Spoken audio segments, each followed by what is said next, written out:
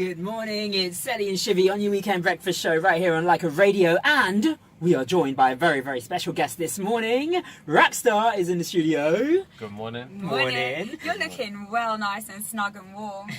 Like you came in your big jacket and now you're fleece. It's the perfect weather for this kind of clothing. And we gained an hour of sleep though, so you know. I don't know about that. No, not quite. I don't believe it. What? Maybe later on. I felt it. I thought it was great. Did you? I didn't. Maybe I just slept extra late. That's why I didn't feel that extra hour. Are you not one of those people that goes out and parties and uses that extra hour as like an extra hour of partying? Maybe when I was younger. Not so much now. Fair enough, fair enough. Now you are here to talk music, so let's talk music, okay? So now you've been in the industry for years and you've worked with some of the biggest names in the industry as well. For you, looking back over your career so far, how do you feel? How do you find it? Do you think you've... where are you in your career? I'd still feel like I'm just getting started. Yeah? Like I don't feel like I do stop sometimes and just kind of take a moment to take it all in, but even now I still feel like I've got so much more to do. I don't feel like, yeah, this is it. I feel like there's a lot more to give and a lot more to do still. I feel that from you because from the beginning, your music has also developed through the years. Yeah. All your songs have got narratives to them. They've all got a lot of meaning to them. Thank you. So now, right, are you basically going through your life like in a journey and you're taking us through with your music? I think I was always doing that, but I think now I feel like I know what I'm doing more. Whereas the first maybe 5 or 6 years when I was in music and even in the industry, I was still trying to figure things out. Like everything that happened was by luck or by chance, or you know, there was no plan to things. It was just kind of like, okay, let's do this song and let's see what happens, or I like this, let me do this. Whereas there's still elements of that, but there's more thought behind it, the whole process now, and I feel like I can present myself and my music in a better way because of that experience that I've had. Is that hard though? Like you're opening up to like everyone. I don't know. It's a weird one. It's easier to put it in a song than talk to someone about it. Which I don't know. However strange that sounds, it's just the truth. Like it's easier to write a song about something than sit and talk and have a conversation. No, I about completely get that. Actually, that makes complete sense. Yeah. Now, as we've talked about, now you've become somewhat a poster boy for British Asian life. I mean, you've been on like commercials, like TV campaigns and things like that. Yeah. And how do you see British Asian life, like, and where do you fit into that whole culture? I think that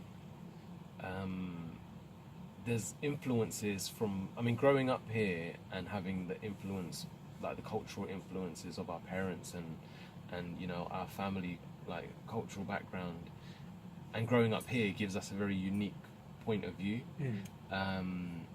And because of that, anything that I do creatively, you know, it feeds from that.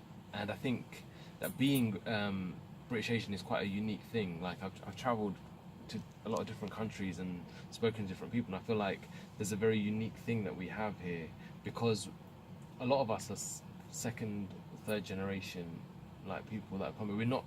A lot of us aren't actually immigrants, and not necessarily our parents are immigrants as well. Maybe our grandparents were immigrants. Yeah. So the stories that we're telling are slightly different, and we have a different identity as well.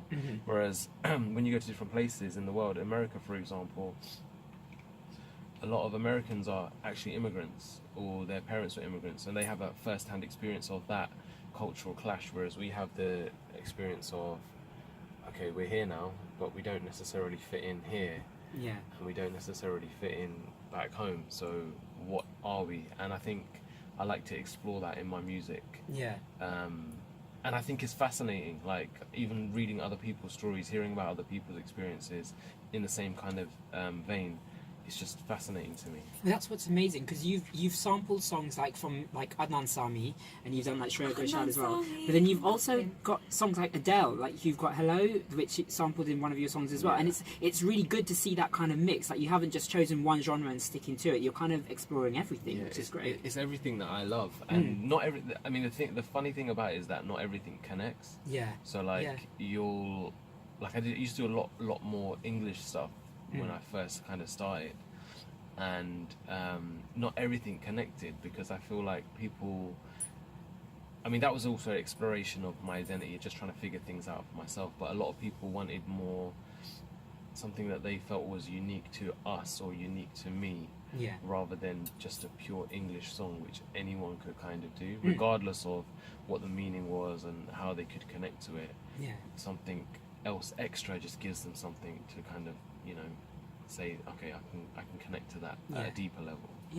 Do you feel like we are a bit of a lost generation, being kind of British Asian, because like we're trying to hold on to our culture, but we're also kind of also trying to get through this kind of modern British way of living as well, which is a bit different? I don't think it's a lost, like, I don't think we're lost. I think it's more, it's an evolution of like a chain. So, you know, we're assimilating more into a culture which doesn't necessarily accept us, which is fascinating because, you know, it requires a lot of, like, you're demanding to be accepted, basically.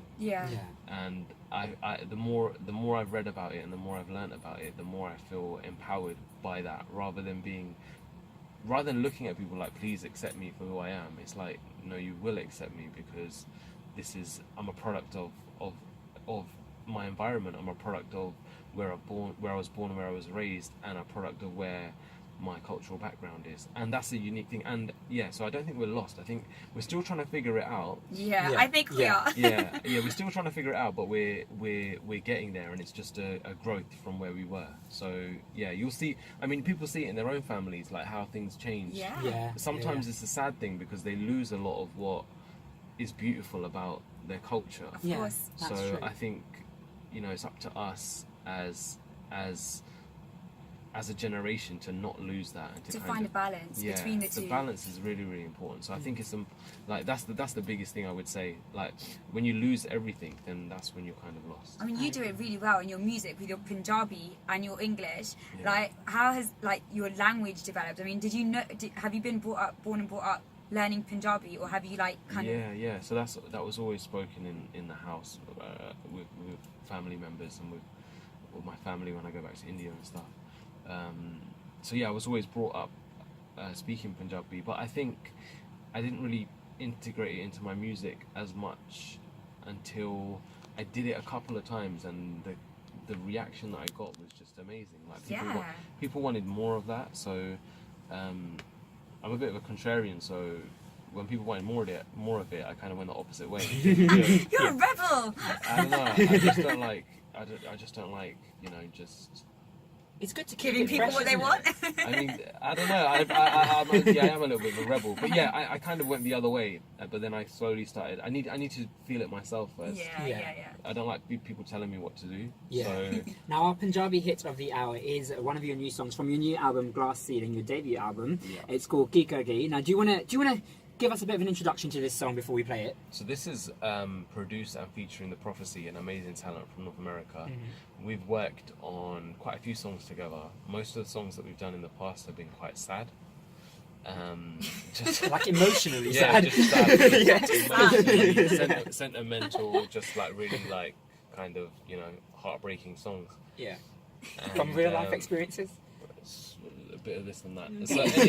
So anyway, when we decided, I really wanted to do another song like that for the album. And we were kind of convinced by, like, you know, our managers and stuff to look, let's do a happy song. So he sent me like a version of this song that we've got now, and we made a happy song. This is a happy song.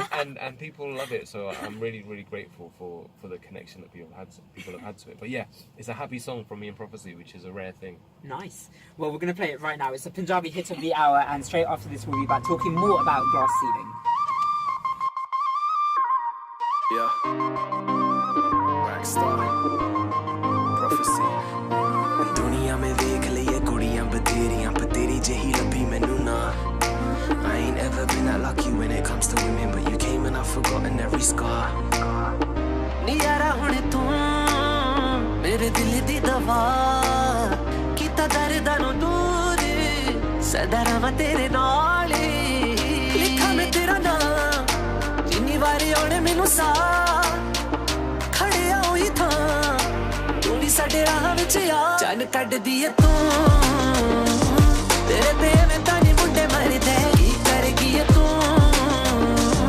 मेरी जान तेरे नाल करगी तू तेरे दिल विच लभदा मैं था करगी तू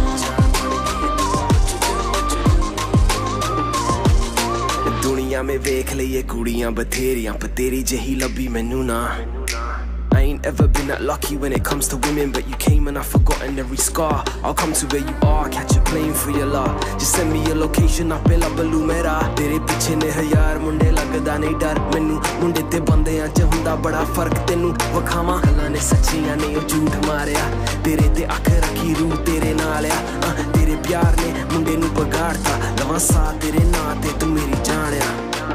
Likha main tera naam जिन्नी वारी आने मैनू सा खड़े आओ ही था तू नहीं साडे राह विच आ चन कट दिए तू तेरे पे मैं तानी मुंडे मर दे की करगी तू ये मेरी जान तेरे नाल करगी तू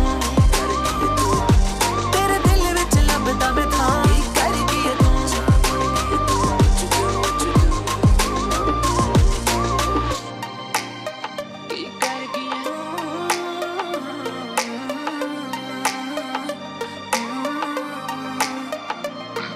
Every artist that I know is sliding in your DMs. You say it's at a distance that you're trying to keep them. So when I see them, I just pretend like you ain't told me everything and we've done more than be friends. Too many babe girls, too many man know your face girls, too many following your page girls, too many lying about their age girls.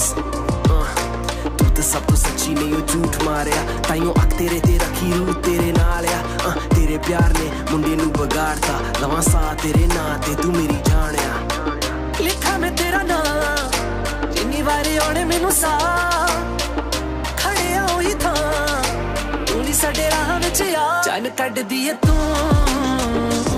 तेरे पे मैं तानी मुंडे मर दे की करगी तू ये मेरी जान तेरे नाल मैं था करगी तू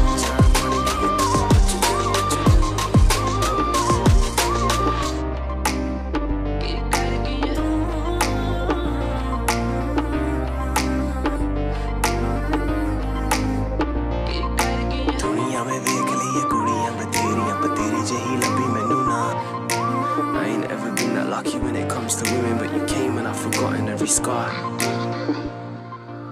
Radio, we're joined by Raxstar here in the studio live. And that was one of your songs from your new album, your debut album, Glass Ceiling. That was Keikogi. Now, talk to us. Glass Ceiling has so many connotations. It's obviously a phrase that's used a lot about kind of breaking through barriers, overcoming obstacles. What's the meaning for you to name your album Glass Ceiling? Glass Ceiling, the reason why I named the album Glass Ceiling was because of that reason. I feel like I've been in the industry for such a long time, and I feel like I've been building a foundation, and now it's time to kind of break through and level up.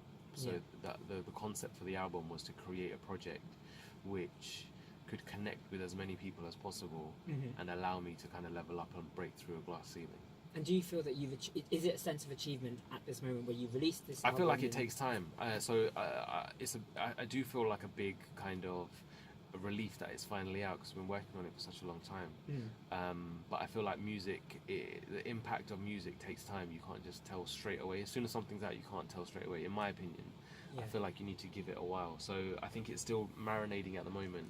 But in the bigger scheme and the wider context, I think it will have the impact that I hope I want it to have. Nice. Have you written all the songs on the album? Yeah. So they've all come from somewhere in your heart and experience. Wow, that's incredible. And how do you pick who you want to have on your track? Like, is there a way that you do it, or? It's a strange one. Sometimes they just kind of happen. Yeah. So I'm just trying to think of who's on the album. So sometimes it's just. Should I give you a nudge? The record that I did with Arjun, Lost Our Way, for example.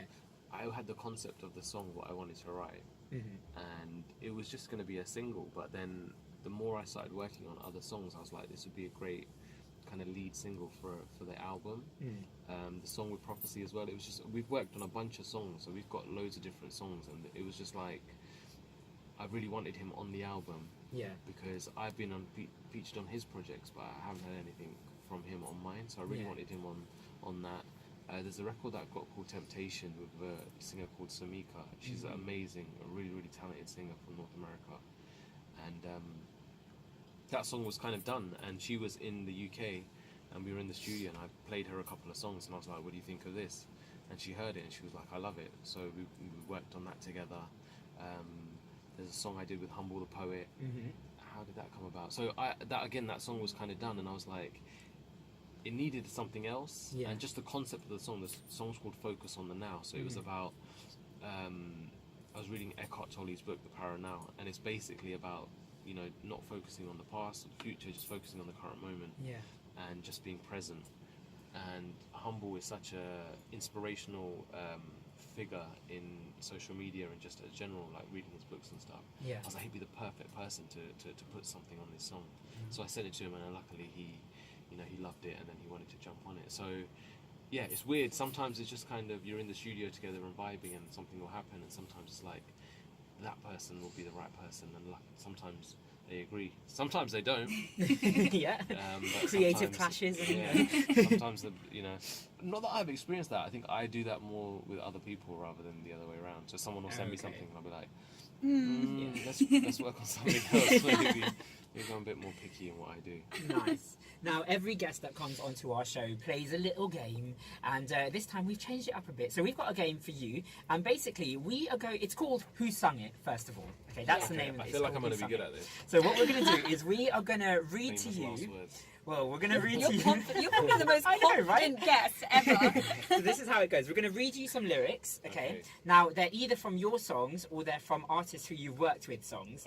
All you have to tell us is whether it's yours or not, basically. And then for bonus points, you have to tell us what artist, if it's not you. Okay? All right? And if it is you, which song it is. Okay.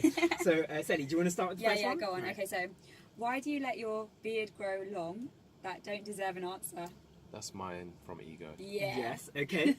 That's 1 point. Okay. Now, cause girl, you are a muse. The words just come when I'm with you. Cause girl, you're a muse. The words come when I'm with you. This is gonna be a guess. It's gonna be a guess. It's not mine. Arjun? Nope. But it was actually Zach Knight. Zach, from the movie. I was gonna say movie from the song Chahat. Okay. We could be like Romeo and Juliet. Why are you playing hard to get? That's not me. Wow, you say that like no, I wouldn't say that. Yeah. I have no idea who that is. That is Arjun. That's Arjun, yeah. Okay. You say that it's cold when it rains. You do the same thing, and you hope for some change. That's me, Cold World. Yeah. Good. Okay. You know your songs. Yeah. What else can I give you? What more do you need? Tell me and I'll do it. Now you've got me on my knees. That's me, Sunra. Yeah. Okay. You never gave me the nicknames that you call me, and it wasn't in my arms that you would fall asleep. That's me. That is such beautiful lyrics. So cheesy. When I look at you, baby, all the feelings that I can't show without going crazy. I feel like I need there's a melody behind that, but you're not singing it. Nope. I think you should sing it out. Nope. Say it again.